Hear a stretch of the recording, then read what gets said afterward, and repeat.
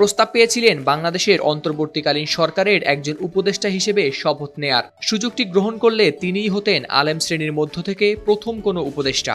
কিন্তু অত্যন্ত বিনয়ের সহিত যে প্রস্তাব ফিরিয়ে দিয়েছেন তিনি শায়েখ আহমদুল্লাহ। শুধু প্রস্তাব ফিরিয়েই দেননি, পাশাপাশি নিজেকে অযোগ্য দাবি করে প্রস্তাব করেছেন অন্য বেশ কিছু আলেমগণের নাম।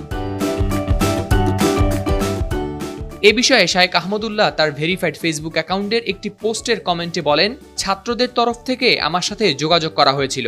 আমি বিনয়ের সাথে অনাগ্রহের কথা জানিয়ে দেই এবং কয়েকজন আলেমের নাম প্রস্তাব করি। শেষে ডক্টর খালিদ হোসেনের কথা বলি এবং তার নম্বর তাদেরকে দেই। দেশের প্রায় সব ঘরানার উলামাগণ তাকে সাপোর্ট করেন। আল্লাহ তার কাজ যেন সহজ করে দেন। আমরা সবাই তার জন্য দোয়া করি। প্রিয় ডক্টর আফম খালিদ হোসেনকে অভিনন্দন। এদিকে উপদেষ্টাদের সমন্বয়ে গঠিত নতুন সরকারের প্রতি শুভেচ্ছা জানিয়ে তাদের সাফল্য কামনা করে বৃহস্পতিবার রাতে নিজ ফেসবুক অ্যাকাউন্টে একটি পোস্ট দেন এই ইসলামিক ব্যক্তিত্ব। পোস্টে তিনি লিখেছেন, নতুন বাংলাদেশ গড়ার স্বপ্ন নিয়ে অন্তর্বর্তীকালীন সরকারের যাত্রা শুরু হলো। আমি এই সরকারের সাফল্য কামনা করছি। 100 গ্রাম রাঁধুনি হলুদ বা মরিচের গুঁড়ার সাথে 2টি এবং 200 গ্রামের সাথে 4টি রাঁধুনি স্বাদ মিশালি ফ্রি। তিনি আরও লেখেন, সর্বপ্রকার জুলুম, অরাজকতা, চাঁদাবাজি ও অপশাসনের অবসান হোক। এদেশে সব ধর্মের মানুষ ভালো ও নিরাপদ থাকুক। নতুন সরকারের কথায় ও কাজে সংখ্যাগরিষ্ঠ মানুষের বিশ্বাস ও মূল্যবোধের প্রতিফলন ঘটুক, এই প্রত্যাশা তাদের প্রতীক। এরপর শায়েখ আহমদুল্লাহ বলেন, আলহামদুলিল্লাহ, আলেমদের প্রতিনিধি হিসেবে মনোনীত হলেন সিনিয়র আলেম, প্রিয় মানুষ ডক্টর আফম খালেদ হোসেন।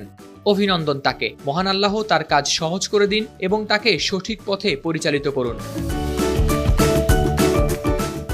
নিজের নাম প্রস্তাবের বিষয়ে এই আলেম লেখেন, আমার অযোগ্যতা সত্ত্বেও আপনারা অনেকে গত 2 দিন ধরে আমার নাম প্রস্তাব করেছেন এবং আমার প্রতি আস্থা প্রকাশ করেছেন, যার উপযুক্ত আমি ছিলাম না। তাদের সবার প্রতি আমি কৃতজ্ঞ।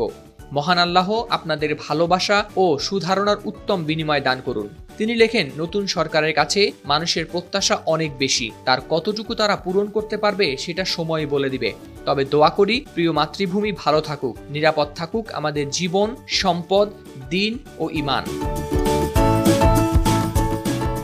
এদিকে 8 আগস্ট বৃহস্পতিবার রাত 9টার পর প্রধান উপদেষ্টা হিসেবে শপথ গ্রহণ করেন শান্তিতে নোবেলজয়ী অর্থনীতিবিদ ডক্টর মোহাম্মদ ইউনূস। তাকে শপথ বাক্য পাঠ করান রাষ্ট্রপতি মোহাম্মদ শাহাবুদ্দিন। প্রধান উপদেষ্টার শপথের পর একসঙ্গে শপথ নেন 13 উপদেষ্টা।